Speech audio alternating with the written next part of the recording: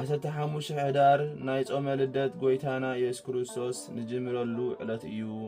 ንኹሎም ክርስቲያን ያዕቆባውያን ዝተሰርዐ እዩ። የቕሬታኡን ምሕረቱን ምሳና ይኹን ንዘለዓለመ ዓለም አሜን።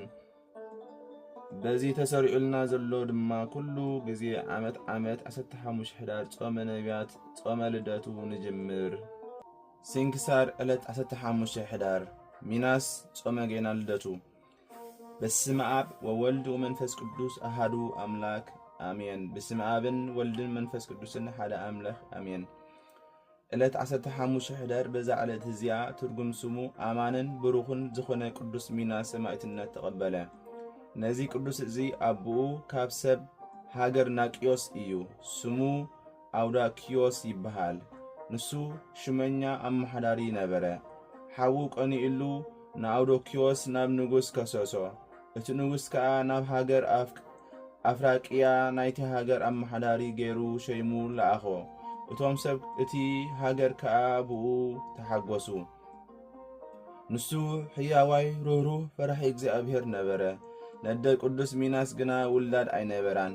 ሓደ መዓልቲ ብበዓል እግዝእትነ ማርያም ናብ ቤተ ክርስቲያን ኣተወት። ነቶም ደቂ ክርስቲያን ከዓ ጽቡቕ ክዳውንቲ ተኸዲኖም ናብ ቤተ ክርስቲያን ከኣትዉ ራእየቶም እሞ ኣብ ቅድሚ ስእሊ ኣዴና ቅድስት ድንግል ማርያም ኮይና ዓው ኢላ በኸየት። እግዚአብሔር ውላድ ንኽህባ ድማ ክትልምነላ ለመነታ። ካብ ስእሊ ኣዴና ቅድስት ድንግል ማርያም ከዓ አሜን ዝብል ቃል መጸ ተሰምዐ።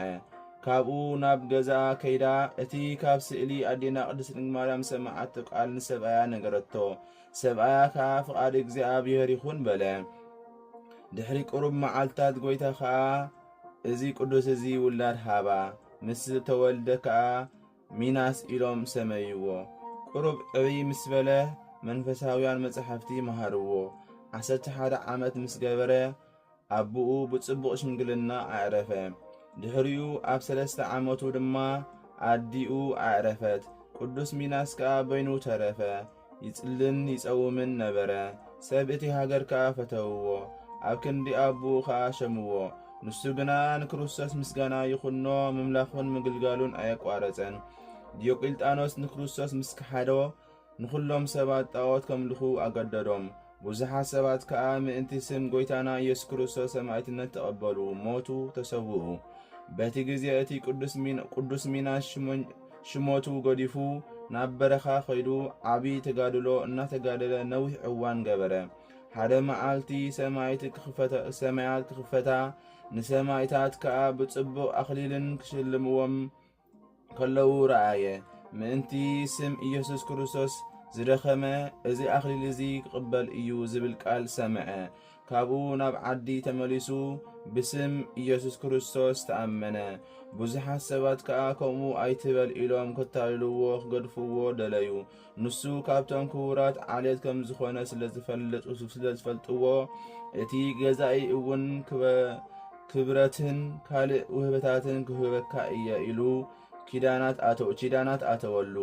ንሱ ግና ትእዛዙ ኣይሰምዐን፣ ካብታ ጽብቕቲ ምኽሩ ድማ ኣይተመልሰን። ሽዑ እቲ ገዛኢ ዓብይ ቅጥዓት ክቐጥዕዎ ኣዘዘ። ብዙሕ ግዜ ከዓ ተሳቐየ። እቲ ገዛኢ ብምስቓዩ ምስ ደኸመ ርእሱ ብሰይፊ ክቖርጽዎ ኣዘዘ። ከምቲ ትእዛዙ ከዓ ሰየፍዎ እሞ ኣኽሊል ሰማዕትነት ናይ መንግሥተ ሰማያት ተቐበለ። ብዙሓት ሰባት ከዓ ንዕኡ ምስ ረኣዩ ምእንቲ ስም ጎይታና ኢየሱስ ክርስቶስ ሰማዕትነት ተቐበሉ። እቲ ገዛኢ ከዓ ነቲ ሥጋ ቅዱስ ሚናስ ኣብ ሓዊ ክድርብይዎ ኣዘዘ። ገለ ምእመናን ከዓ ኣጸምዮም ካብቲ ሓዊ ኣውፂኦም ወሰድዎ። እቲ ሓዊ ኣየቃጸሎን፣ ኣብ ልዕሊኡ ካብ ጥፍኣት ዋላ ሓንቲ ኣይበጽሖን።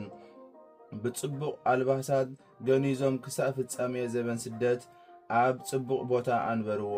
በቲ ግዜቲ ሰብ መርዩጥ ካብ 5 ዓድታት ብዙሓት ሰባት ጸዊዖም ኣኼባ ክገብሩሉ ደለዩ። ንስጋ ቅዱስ ሚናስ ከዓ ካብቲ መንገዲ ረዳኢ ክኾኖምን ክሕልዎምን ምስኦም ወሰድዎ። ንሳቶም ኣብ መርከብ ኮይኖም ኣብ ማእኸል ባሕሪ ከለዉ ካብቲ ባሕሪ ገጾም ገጸ ገባብል ክሳዶም ክሳድ አግማል ዝመስል አራዊት ወፁ። ክሳውዶም ናብ ስጋ ቅዱስ ሚናስ አቢሎም ሰሪዶም ነቲ ሳንዱቕ ለሓስዎ። እቶም ሰባት ከዓ ዓብዪ ፍርሃት ፈርሑ። ካብ ስጋ ቅዱስ ሚናስ ሓዊ ወፂያ ከዓ ነቶም አራዊት በላዓቶም። ሃገር እስክንድርያ በፂሖም ስርሖም ፈጺሞም ናብ ዓዶም ክምለሱ ደለዩ። ስጋ ቅዱስ ሚናስ አልዒሎም ከዓ ኣብ ገመል ጸዓንዎ። እቲ ገመል ግና ካብቲ ዘለዎ ቦታ ምንቅስቓስ ኣበየ። መሊሶም ኣብ ካልእ ገመል ቀይሮም ጸዓንዎ። ንሱ እውን ኣይተንስአን። ኣጸቢቖም እኳ እንተሃረምዎም ፈጺሙ ኣይተነቓነቐን።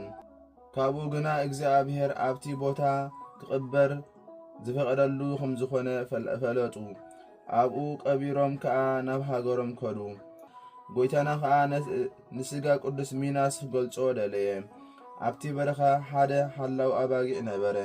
ኣብቲ ስጋ ቅዱስ ሚናስ ዘለዎ ቦታ ድማ ንእሽቶ ዕቋር ማይ ነበረት። ሓደ መዓልቲ ሓደ ቁስሊ ዘለዎ በጊዕ ኣብቲ ማይ ኣትዩ ጠሊቑ ጠንቀላላዕ በሎሞ። ሽዑ እቲ በጊዕ ካብ ሕማሙ ማለት እቲ ቁስሉ ሓወየ።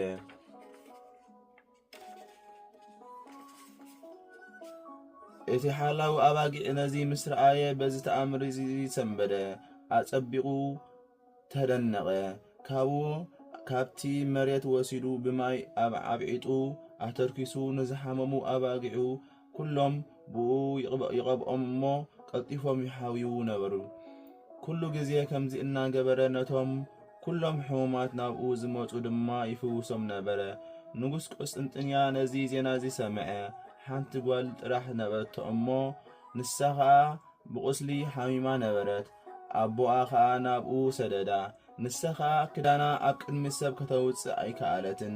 ነቲ ጓሳ ኣባጊዕ ከዓ ነቶም ሕሙማት ከመይ ገይሩ ከም ዝፍውሶም ሓተተቶ። ንሱ እውን ከመይ ከም ዝገብር ነገራ። ሽዑ ካብቲ ቦታ መሬት ወሲዳ ካብቲ ዕቋር ማይ ወሲዳ ኣቆምጢዓ ኩሉ ኣካላታ ተለኽያ ደቀሰት። ኣብ ድቃሳ ከላ ድማ ቅዱስ ሚናስ ተገለጸላ። እንሆ ምስ ተንሳኺ ነቲ ቦታ ኳዓትዮ እሞ ስጋይ ኣብኡ ክትረኽብዮ ኢኽን በላ። ምስ ተንስአት ድማ ቆሲሉ ዝነበረ ስጋኣ ኩሉ ሓዊዩ ረኸበቶ። ነቲ ቦታ ድማ ክኹዕትዎ ኣዘዘት።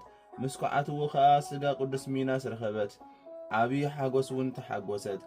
ናብ ኣቦኣ ልኢኻ ድማ ነቲ ዝኾነ ኩሉ ነገረቶ። ንሱ ከዓ ኣብቲ ስጋኡ ዘለዎ ቦታ ጽብቕቲ ቤተ ክርስቲያን ሃነጸ። እዚ ዝኾነሉ ዘመን ከዓ ብዘመን ጻድቃን ነገሥታት ኣርቃዴዎስን ኣኖሬዎስን እዩ። ንሶም ከዓ ዓባይ ሃገር ክትህነጽ ኣዘዙ።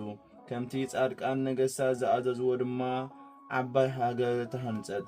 ስጋ ቅዱስ ሚናስ ከዓ ኣብታ ቤተ ክርስቲያን ኣንበርዎ። ካብኡ ከዓ ብዙሕ ተኣምራትን መንክራትን ይርአ ነበረ። ኩሎም ህዝቢ ሕማም ዘለዎም ናብታ ቤተ ክርስቲያን መጺኦም ካብቲ ጸበሉ ተቐቢኦም ካብ ሕማሞም ይሓውዩ ነበሩ። ሰይጣን ከዓ ቐኒኡ ነቶም ክፉኣት ሰባት ደፋፎም እሞ ነታ ቤተ ክርስቲያን ኣፍረስዋ። እቲ ሃገር እውን ዓነወት። ስጋ ቅዱስ ሚናስ ከዓ ካብኡ ኣግዒዞም ካልእ ቤተ ክርስቲያን ሃኒጾም ኣብኣ ኣንበርዎ። ኣብኣ ከዓ ካብቶም ናይ ቅድም ዝበዝሑ ዓበይቲ ኣምራትን መንክራትን ተረኣዩ። በረኸቱ ምሳና ትኹን ዘለዓለመ ዓለም ኣሜን።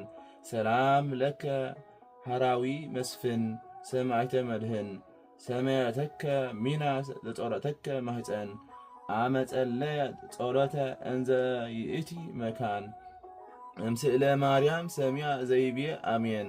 ሰላም ንዓኻ ወተሃደር መስፍን ምስክር መድሕን ሰማያትካ ሚናስ ኢላ ዝጸረተካ ማህፀን ምስ ጸለየት ጸሎት ንስኻ መኻን ካብ ስእሊ ማርያም ሰሚዓ ዝብል አሜን። ወዛቲ ኢለት ኮነ ጥንተ ጾመ ስብከተ ጌና ዘውእቱ ልደቱ ለእግዚእነ ለቱ ስብሃተ ተሰርዓ ለኩሎም ክርስቲያን ያዕቆባውያን። ስብሃት ለእግዚአብሔር ወለወላዲቱ ድንግል ወለመስቀሉ ክቡር አሜን።